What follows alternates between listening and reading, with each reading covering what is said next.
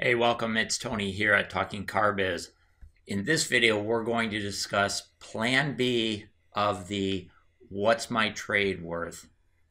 question.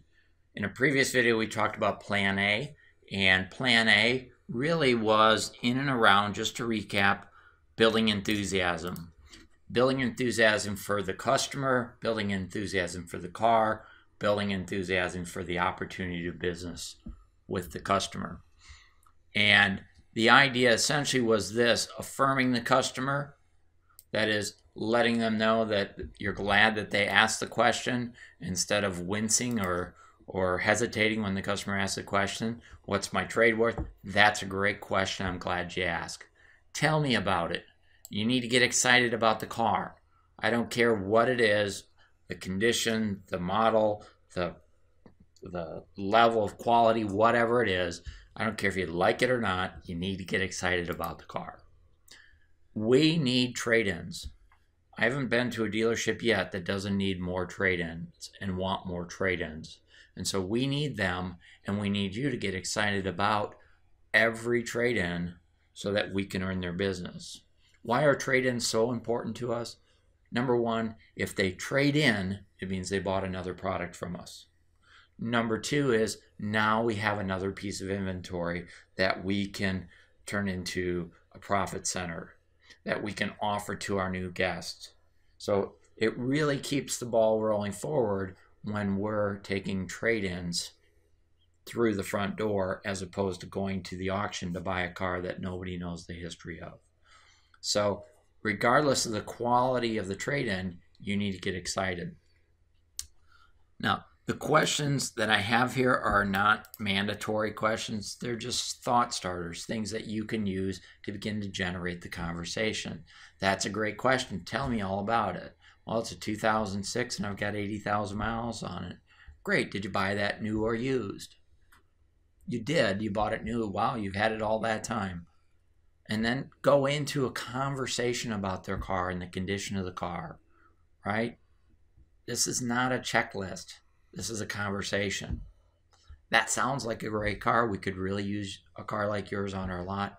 Here's what I'd like to do. Assumptive close. When you stop in, I'll have our used car manager check it out. He'll take it for a spin. He'll do some research, and he might even call some other dealers to get you the most money for it.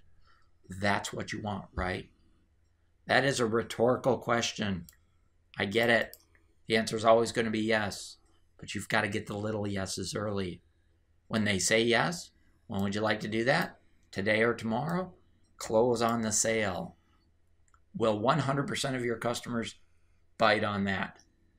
No, but a percentage will, and now you've got appointments and you haven't gotten bogged down in the value of their trade-in. All right, so on to Plan B. Plan B comes into effect when the customer says, well, I do want the most money for it, but I live in Timbuktu plus 100 miles away. They have some excuse or some reason why they've decided they're not visiting the dealership until you give them what they want. So Plan B is more about finding out what kind of research they've done online. Now, if you're going through your career and you're going through your day greeting and talking to customers and hoping that they haven't been online to determine the value of their trade-in, and you might just find a baby seal customer who didn't do any research before they came through the front door or before they picked up the phone, then you're really looking for the needle in the haystack. So start playing the odds and assuming that they're online. In fact, if it's a phone up, you're almost guaranteed they're online because 99% of customers find the phone number to your dealership online. The phone book went from being this big to this big to this big to this big, and now all it is yellow pages. So if they're calling your dealership, guess what? They've been online. All right.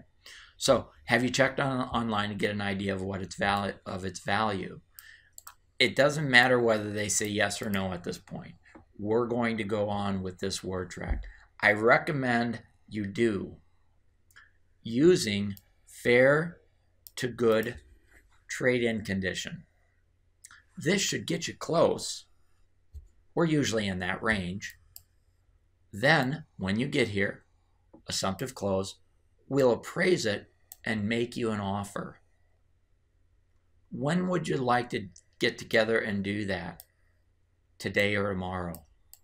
Okay, so this is that hard close, if you will. You're saying, when would you like to do it? And you're giving them the alternative choice. Okay, don't just say, when would you like to do that? And leave it hanging there. Close on them. Make them take a choice or ask another question. So let's walk through it real quick. Ring, ring. It's a great day at ABC Motors. This is Tony. I can help. Hi, Tony. I was on your website. I saw you've got a Toyota Camry that I have interest in, but I do have a trade-in, and I'm just curious to find out what you might be able to give me for my trade-in. It's a very common start to a conversation. Well, that's a great question. I'm glad you asked. Tell me a little bit about it. Okay, great. Did you buy that new or used? Awesome. And how many miles are on it? Right? Overall, how would you rate the condition of the vehicle? Okay. Have you done anything major to it lately? Oh, you put tires on it? Awesome. So we won't have to do that. So anytime they say they've done something, affirm them. Oh, that's great. Now we don't have to spend the money on that, right? And you know, how's it equipped? Oh, how have you liked those heated seats? I've liked them good. So use some questions, not just to find out about the car, but find out what the customer, how they feel about their car, what they like about their car, what they don't like about their car, right? And then follow it up with a very strong, confident statement. That sounds like a great car. Doesn't matter the condition of it. You've got to get excited about it. We could really use a car like that on our lot. Here's what I'd like to do. When you stop in, assumptive, close, I'm going to have my used car manager take it for a spin, check it out. He'll do some research, might even call some other dealers, get an idea on what its value is. That's how we can get you the most money for it. That's what you want, right? Great. When would you like to do that? Today or tomorrow? Well, I live a long ways away. I live across the street and I'm too lazy to come over, or I'm afraid of you, so I want to get everything before I come in. No problem. Have you checked online to get an idea on its value? Yeah, I have, or no, I haven't. Makes no difference. I recommend you do, using trade-in value, fair to good. This should get you close. We're usually in that range. Then, when you get here, assumptive close, we'll appraise it and make you an offer. Fair enough? Great. When would you like to do that? Today or tomorrow? All right. So we really need to try a couple different strategies before we go running off to the used car manager to get a range. All right. The next plan is Plan C.